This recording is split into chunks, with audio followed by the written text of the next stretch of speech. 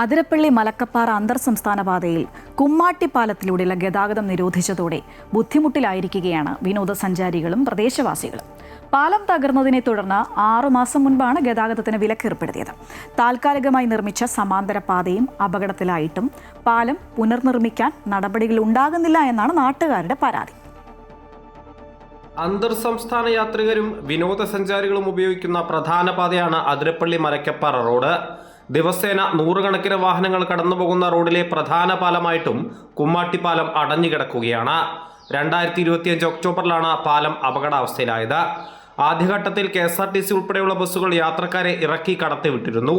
പിന്നീട് അപകട സാധ്യത വർദ്ധിച്ചതോടെ ഗതാഗതം പൂർണ്ണമായും നിരോധിച്ചു. എന്നാൽ അതിനുശേഷം മാസങ്ങൾ പിന്നിട്ടിട്ടും പാലം പുനർനിർമ്മിക്കുന്നത് സംബന്ധിച്ച് ഇതുവരെ തീരുമാനമായിട്ടില്ല. മലക്കപ്പാറ പാതയിലുള്ള പാലമാണിത്, കുമ്മാട്ടിപ്പാലം. ഏകദേശം കഴിഞ്ഞ 5-8 മാസം മുമ്പ് ഈ പാലം, പഴയ പാലം പൊളിഞ്ഞു പോയിരുന്നു. അത് പൊളിഞ്ഞു പോയപ്പോൾ താൽക്കാലികമായിട്ട് സമാന്തരമായിട്ടൊരു പാലം ഉണ്ടാക്കി ആ പാലത്തിൽ കൂടെയാണ് ഇപ്പോൾ യാത്ര നടന്നുകൊണ്ടിരിക്കുന്നത്. പക്ഷെ അന്ന് ഇത് പണിത സമയത്ത് തന്നെ നമുക്കറിയാമായിരുന്നു, കാരണം ഏറ്റവും കൂടുതൽ വെള്ളം വരുന്ന ഒരു തോടാണിത്. അന്ന് തന്നെ പറഞ്ഞിരുന്നു, വലിയ മഴയ്ക്ക് മുമ്പ് ഇത് പണിത് തീർത്തില്ലെങ്കിൽ വലിയ മഴ പെയ്താൽ ഈ പാലം ഒലിച്ചു പോകാവുന്ന രീതിയിലാണ് എന്നുള്ളത്.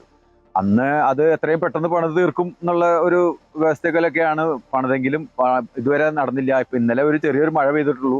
ആ നല്ല മഴയത്ത് വന്നപ്പോൾ ഈ സാധനം ഒലിച്ചു പോയി. ഇപ്പം ആകെ ഗതാഗതം തടസ്സപ്പെട്ടിരിക്കുകയാണ്. വനം വകുപ്പിന്റെ അനുമതിയോടെ സമാന്തര മൺപാത നിർമ്മിച്ചാണ് ഇതുവരെ പ്രശ്നം പരിഹരിച്ചിരുന്നത്. എന്നാൽ വേനൽ മഴയിൽ തന്നെ ബലക്ഷയം സംഭവിച്ച ഈ മൺപാത വർഷക്കാലത്ത് പൂർണ്ണമായും ഒലിച്ചുപോകുമെന്നാണ് ആശങ്ക.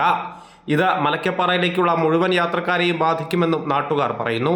2025 നവംബർ 10-നകം പാലത്തിന്റെ അറ്റകുറ്റപ്പണി പൂർത്തിയാക്കി ഗതാഗത യോഗ്യമാക്കണമെന്ന ജില്ലാ കളക്ടർ നേരത്തെ കർശന നിർദ്ദേശം നൽകിയിരുന്നു. എന്നാൽ നാളിതുവരെ അത് പാലിക്കാൻ അധികൃതർ തയ്യാറായിട്ടില്ല. വനം വകുപ്പിന്റെ അനുമതി ലഭിക്കാൻ വൈകിയത് ആദ്യഘട്ടത്തിൽ തടസ്സമായിരുന്നെങ്കിലും അത് ലഭിച്ചിട്ടും തുടർ നടപടികൾ ഇഴഞ്ഞു നീങ്ങുകയാണെന്നും നാട്ടുകാർ ആരോപിക്കുന്നു. അമൃത ന്യൂസ്, തൃശൂർ.